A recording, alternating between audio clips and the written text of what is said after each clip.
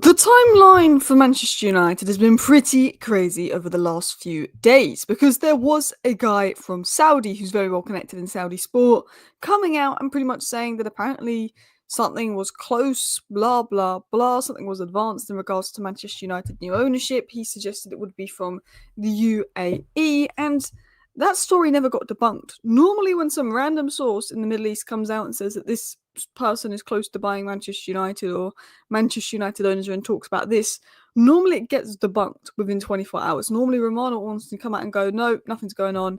No, it's not true. But this story never got debunked. There was many sources that came out and said, well, actually, the Glazers can do a full sale behind Jim Ratcliffe's back now. It's August 13th. The Glazers can look to bring people in. And in fact, it's more profitable for the Glazers to sell the club now than it would be in 2027. And that the Glazers are looking at the Middle East. And that was interesting stuff that came out. And then you've got The Athletic, who is one of the most credible outlets of information in the football space, coming out and saying, look, the Glazers may well be looking at trying to sell Manchester United, because if they sell Man United before 2027, they're going to make more money. They'll be looking at the Middle East. Of course they'll be looking at the Middle East. The Glazers don't care about anything other than what's going to make them the most money. Even if it does over Ratcliffe, they do not care. And the most money right now is in the Middle East. So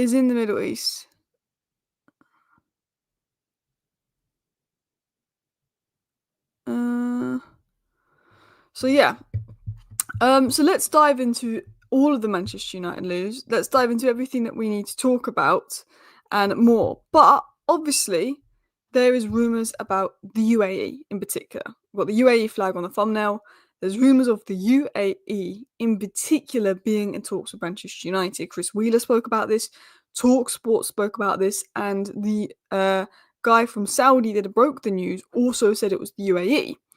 But the Glazers aren't just looking at the UAE. They seem to be the ones most linked to United. Saudi trying to deny it, but they're there. Qatar, they've not given up on Manchester United. There's a lot of news. So we're going to talk about the Takeover news, what's come out from The Athletic, and more. I'm just going to share my screen with you guys. So this is a top source of information. This is a good source of information. Let's dive into it.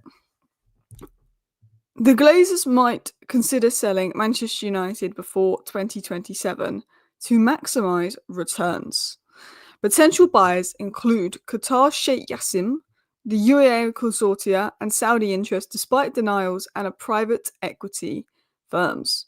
So, there's been rumours, there's been speculation of a full sale. And I've always said, and I think a lot of you have agreed with me, like, guys, we've been here before, let's not get excited. I've always said this, we've been here before, let's not get excited. If Ornstein or Romano confirm something's going on, we've got more scope to be excited. If the Athletic come out and say, well, it's a possibility, we've got more scope to be excited. And the Athletic are good sources saying, well, look, Man United might consider selling before 2027. There is potential buyers in the Middle East.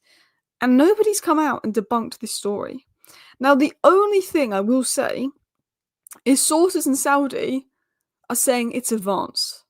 There's sources coming out from Saudi saying it's advanced. Nobody else is saying it's advanced other than Middle Eastern sources. The UK sources, Man United-based sources, are not denying this. Are saying, well, look, it's more profitable for the Glazers to sell now. There's interest in the Middle East. That is some of the stuff coming out.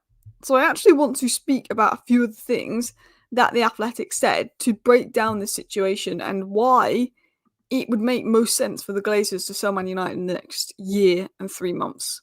So, for context, Saudi official Turk al-Sheikh sparked speculation after claiming talks with new investors and clarified about the buyer potentially being from the UAE. Now, he was very happy as he's a Manchester United fan, but he obviously sparked the speculation by saying that United were in talks with new investors. So that is what came out originally. What we know is that United's share structure gives the Glazers 67.91% of voting control through Class B shares. Despite owning less than half the club overall, the Glazers basically have 68% voting power. So what the Glazers say goes. Ineos now hold 29% of shares of both classes after the 2024 deal, and that included $300 million being invested and control over football operations, but the Glazers have control over the bigger club. Ineos have control over football operations, but the Glazers have control over the bigger club. And the deal, according to The Athletic, the deal with Ratcliffe and the Glazers grants drag-along rights from August 2025, allowing the Glazers to compel Ratcliffe into a full sale. So, again, another interesting thing said here, drag-along rights.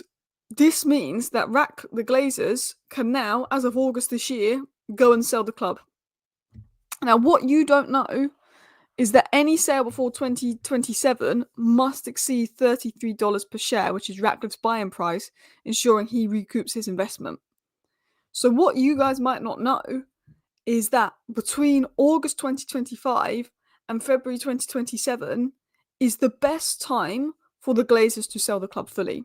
The Glazers now have the power to completely sell the club full sale, and if they do it before February 2027, they have to get over $33 per share, which means they will get a lot more money if they sell the club within the next year and a half than if they look to sell the club in 3, 4, 5 years' time. And any sale before February 2027 must exceed that price. And now the drag-along rights are there. Ineos can do nothing. If the Glazers sold the club for $36 per share, Ineos have to sell their shares, and the club can be owned by the Middle East. A sale, according to The Athletic, could value United at $5.7 billion plus. $5.7 billion plus there was said. That is eclipsing Chelsea's record as well.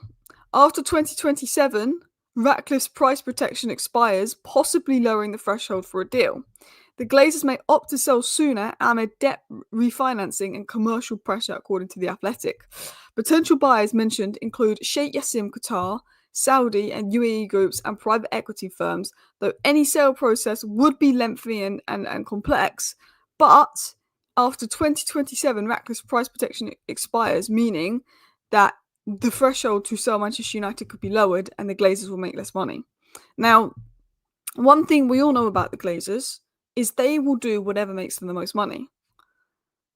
Right now, selling the club in the next year and a half to the UAE is going to make the Glazers more money. It's going to be the most profitable thing to do. So the fact that there's now top sources saying, well, they're considering this, they're looking at this, top sources saying that, because they are. That doesn't mean they are going to sell us. That doesn't mean we're up for sale. But what it means is these rumours are true. They are looking at the Middle East. They are looking and considering at selling the club because it's going to make them a lot of money. And there's nothing Ratcliffe can do about that. And there is talks going on in the Middle East. Not doesn't mean it's going to happen, but it means the news is true. There's interest there. Now, do I think that we will be sold to the Middle East? Probably not, because we thought we were going to Qatar a few years ago and we didn't. I'm used to being lied to. I'm used to being manipulated by the media. I'm used to people using Manchester United for a bit of attention, a bit of media attention. So I don't think it will happen right now. But if David Ornstein or Fabrizio Romano came out and said, look, something's close, something's advanced, then I will think it's happened. Because the only sources saying it's close and advanced is from the Middle East. Other sources saying, well, yeah, United are looking at this, United are considering this. Other sources aren't denying that, but yeah. There is other news coming out that Baleba requested to leave Brighton in January and wants to join Manchester United. There is reports coming out, but it's not come from the most credible source.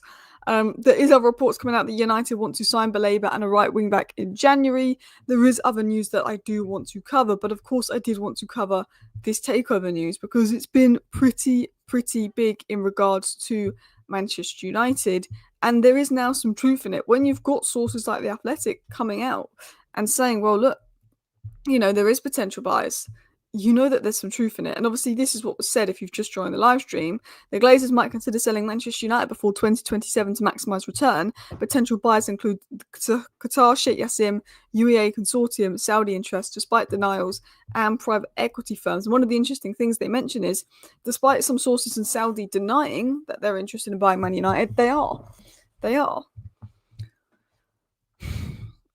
I want to get into some chats and then I want to get into some more takeover news. The Glazers recognise the amount of money it's going to take to get Man United into the top four, and they're not going to put their own money in there. I do think, with how bad we've been, with how far off we are, with how much money needs to be spent in football now, I do think the Glazers could be having a change of mind, saying, well, look, to get Manchester United back to the very top, we're going to need to do this, this, this, this, and this. We're not going to want to invest that money, and we need this, this, and this. Right now, Man United is this sinking ship. And I hate to say that, but we are. And right now, the Glazers might be thinking, well, and up until February 2027, we could sell this club and get a very, very good price. We could sell this club and get a very good price. The club is not making us as much money. We need to invest a lot of money in the club. We don't want to do that. And the Glazers could then just go, you know what? We're going to sell the club, and we're going to sell the club to the Middle East. And it would make sense. I've always felt that Glazers will be here till the very end. They're leeches, they're parasites. I feel like they're never going to leave this club. But I'm also like, well, actually, one thing they care about more than anything is money and what's going to make the most money. And from a financial situation, they might be sitting there thinking, maybe this is time to leave Man United. I mean, it was time to leave Man United 20 years ago, but maybe this is time to leave Manchester United. The silence is deafening, though. Still no denial from the club. Something's going on behind the scenes, at least. Yeah, it doesn't mean anything's going to happen, but something is going on. That's why I've said it's true in the thumbnail. Something is going on. That doesn't mean we're going to be brought by the Middle East. That doesn't mean the club is going to be sold, but there's talks going on. There's conversations going on. Because when we get linked to something, it gets denied within 24 hours. The Bruno had agreed to join Saudi, Romano denied that within 24 hours. You know, when every other time we've been linked to Middle East investment, it has been denied by Romano or someone credible within 24 hours. This has been 4 days and it's not been denied. And actually, now credible sources are coming out saying, well, actually, there is talks going on. They're not saying it's advanced. They're not saying it's nearly done. They're not saying any kind of takeover is going to happen.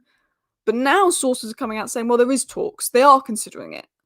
Something is going on behind the scenes at Manchester United. Something is going on behind the scenes. I don't know how advanced that is. I don't know if it will come to anything. But something is going on at Manchester United.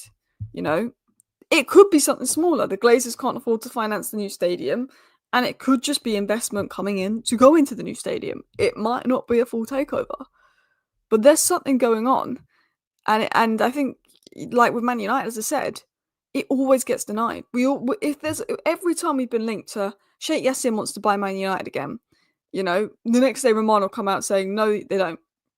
You know, it's not been denied. Avram Glazer better leave now. Joel on all the Glazers can follow him out. Yeah. Jin says this, Alice, if the club isn't careful, they will be charged with stock manipulation. They have to confirm or deny whether the club is for sale because the share price is rising because of speculation. I don't 100% know how things work, but I do know because we're on the stock market, we do have to publicly comment on things.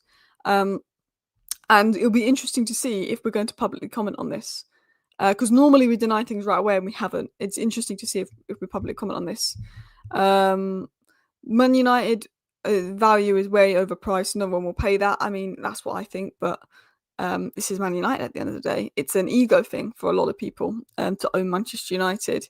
United are a listed company. You cannot allow the stocks to rise without confirming or denying its stock manipulation, which is true. I don't know how exactly the stock market works, but I know that things have to be spoken about and verified, definitely. But it is just so interesting that, like, the silence, as you mentioned, is deafening. Like, there's no Romano or no Ornstein coming out and saying, well, this isn't true. They don't know. They're like, whoa, this could be true. We have been linked to Levante's Etta Young, who's got 8 goal contributions in 8 games so far this season as well. Benjamin Sesko's linked us to him. Sport have linked us to him. So, not Benjamin Sesko, Ben Jacobs has linked us to him and Sport has linked us to him. There is a couple of stories going about outside of the takeover stuff that I do want to discuss. There was something interesting said by The Athletic, if I can find it. And they said that Manchester United power brokers gathered in Switzerland this week for one of their regular executive committee meetings. The excos typically are held each month and are led by Ratcliffe and one of the Glazer brothers and Barada. So there was a meeting obviously going on this week as well to discuss things. So there's a big meeting with Ratcliffe, Barada and Ineos to discuss maybe this Middle Eastern potential investment. The Athletic did say that, you know, obviously Ratcliffe has a $33 per share guarantee. after the 3rd anniversary of his minority investment, but this could go down. So it's more profitable for the Glazers to sell now. So if they're going to look to sell, they could sell now. But you've also got to remember this is a lengthy process. Will they be able to get the club sold before February 2027? I don't know. The Athletic said it's unlikely that interest from Qatar has gone away, especially as the Gulf state has the financial muscle to blow other bidders beyond the region out of the water if they wanted to. So Qatar could blow anyone out the water if they wanted to. Their interest in United has not gone away, was other stuff that was interestingly mentioned. I'm going to look at the chat and then I will get into a few other stories. I want to talk about Saku Kone as well. But big up to everybody in the chat. I hope you are doing well. Full sale, get the Glazer parasites out is a must. The club has intimidated. They know nothing about that tweet. They don't need to make some grand statement. The price hasn't moved. Says Darren. I mean, I think they just have to clarify things because there's a lot of speculation now. Do you think that we will be taken over? Probably not. Like, I think something's going on, and I've said this, guys. I think something's going on, but I don't necessarily think it's a full sale or that we're being brought out by the Middle East, if I'm going to be honest. It could be something more minor. I think this is a good comment here. It could be something more minor like investment, but not from the Middle East. They're not the business of investing to earn a few quid on the side. They're involved. It'll be takeover. And that's the thing with the Middle East, with Qatar. Qatar aren't going to want to buy the Man United Stadium and make a couple of quid out of it. Qatar are going to want to own the club. So that is a good point as well. I think something's going on. Something's going on, and it could be investment. It could be more minority investment. It could be investment for the stadium. It could be something bigger. But I think we will have some clarity in the next week to what is going on. But I wouldn't be shocked if it's just a little bit of minor investment for the stadium. And, but I'd love it to be full sale. I'd love it to be the Glazers to leave in. Yeah. If the Glazers want 5 billion, why not upset that Sheikh Yassim offered 5 billion? Maybe they thought that getting 300 million from Ratcliffe and making him control the club would have been more profitable. I think what the Glazers thought was Man United's doing badly. If Ratcliffe comes in, takes over sporting control and makes Man United good again, we'll get more money from Man United in the future. Ratcliffe's come in, took over sporting control, has made Man United worse somehow, and the money of the club is now worth less. The thing is, if Ratcliffe had come into Manchester United, invested a load of money in, and we won the Premier League title last season, and we were in the Premier League title race right now, Man United would be worth a lot more money than it was a couple of years back when Qatar went in for them. And I think that maybe the Glazers thought that, Ineos could get us back to the top, and then if they get us back to the top, they would get more money if they sell us. Because if we win the league and the Glazers want to sell us, they would make a lot more money than if we came 15th and the Glazers want to sell us. So I think the Glazers thought, we'll bring Ineos in for a couple of years, get them to get us back to the top, so the price of the club will go up and we'll sell the club. I think that's what they were thinking.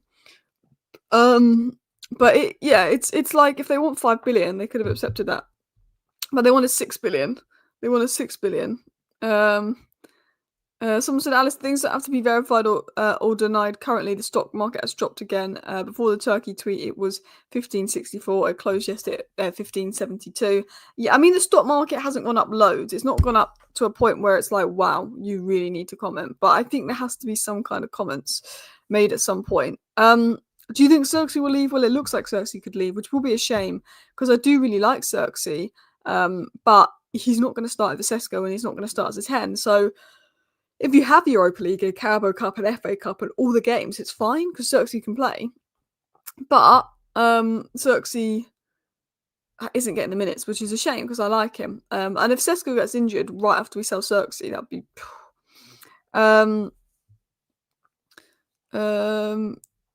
Do you think Sesko will succeed? I do, actually. I think Sesko's last 3 games, and I know he scored in 2 of his last 3 games, but I think Sesko's last 3 games show what he's about.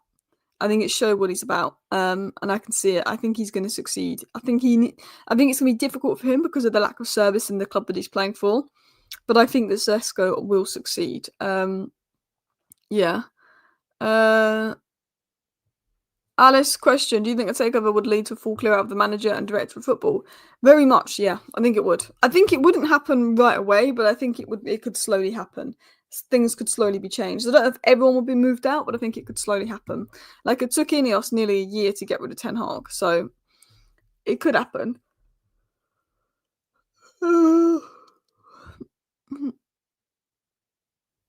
So he was saying the other day on his channel, the people who own the new stadium now want 400 million, and Ratcliffe values it at 50 million. Wow.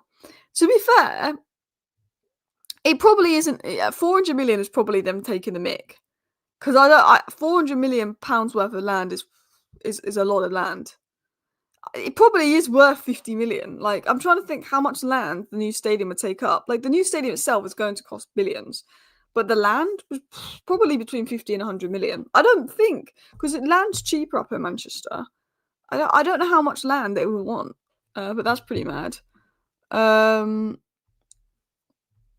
Sheikh Yassim's a myth. There was always rumours, like, no one really knew if Sheikh Yassim was a real guy. Like, he is a real guy, but it did feel like like, is he real or not at one point? But he is actually a real guy, but we never really saw it. Manchester United just like the attention of saying they're up for sale again. I mean, they probably do, but they're not saying we're up for sale again. Like, there's talks with investors, things will advance, rumours of the Middle East, rumours of the Glazers having conversations, rumours of the Glazers wanting to sell.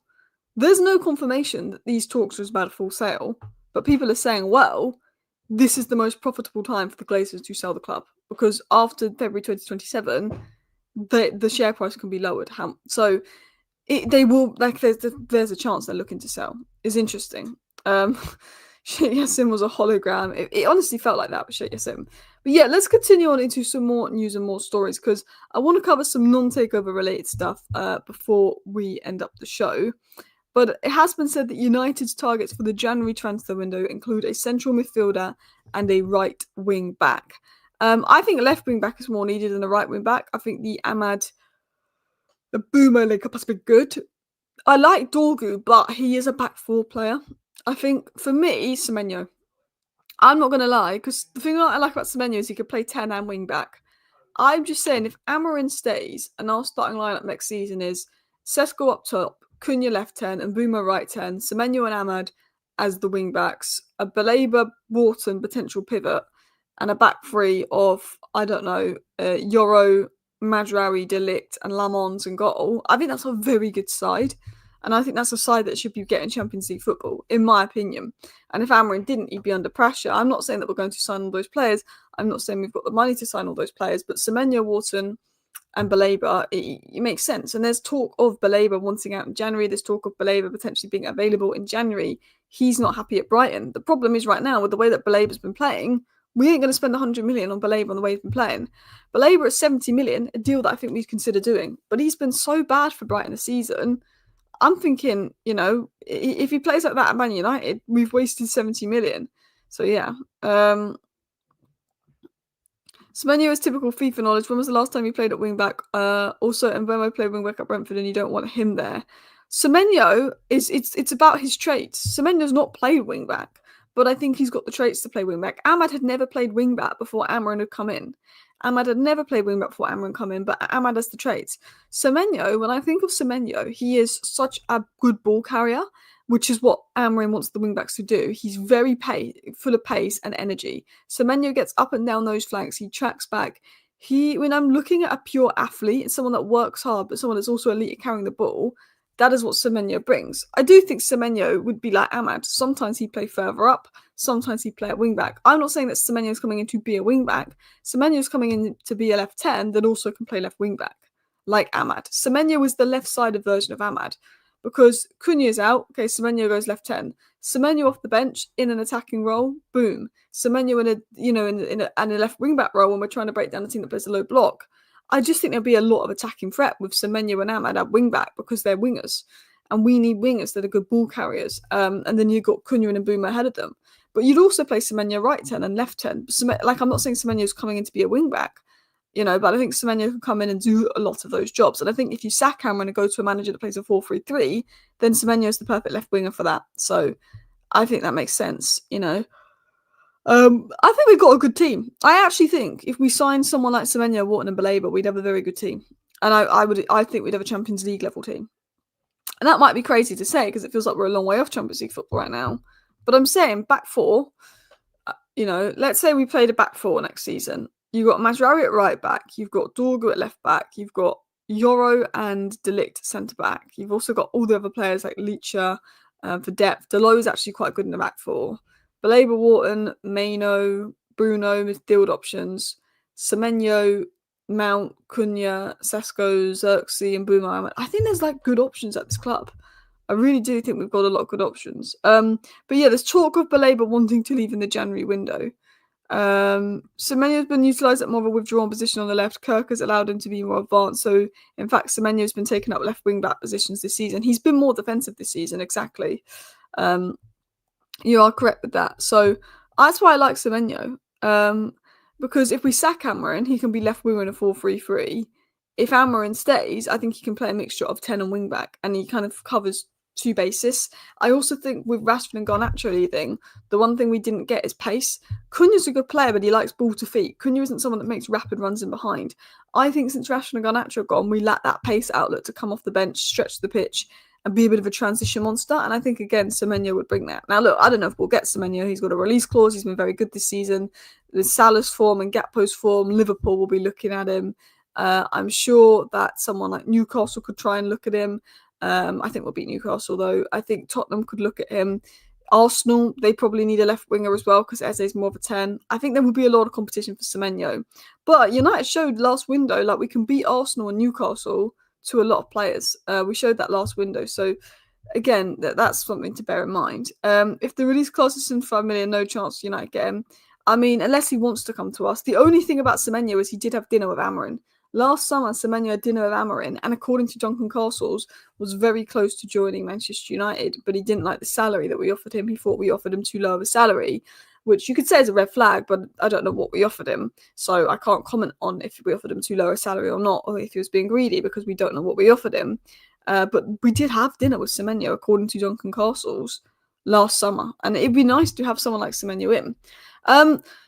A lot of people have been asking about Sekou Kone. Sekou Kone has finally returned to training with the under-21s and is expected a match return after the international break. Obviously damaged his eye socket, had a really nasty injury, Sekou Kone, but he's now doing in-person English lessons off the pitch to improve communication and that his return is soon. So good to see that things are on the way up with Sekou Kone as well. Obviously picked up a nasty injury, and it'd be nice to see Sekou Kone in first team training soon and potentially involved with the squad, because I think when the midfield is lacking, and Sekou Kone looked pretty good in the postseason tour, I think there's opportunities for Sekou Kone in the future. But big up everybody for tuning into today's show. I hope you are all doing well. If there is any more updates on this potential takeover at Manchester United, I will be live with updates on that. Right now, it seems that something is going on, but we're not sure what, and I don't know if it's a takeover. I'm going to doubt that it's a takeover, but you never know. But I think things will be commented on soon, and I think that there will be an end to this speculation within the next couple of weeks. But big up everyone for watching. I'm going to redirect you over to Never a Foul now, who'll be live within the next 10 minutes. So go check out Never a Foul, give them some support. Thank you for watching. Bye.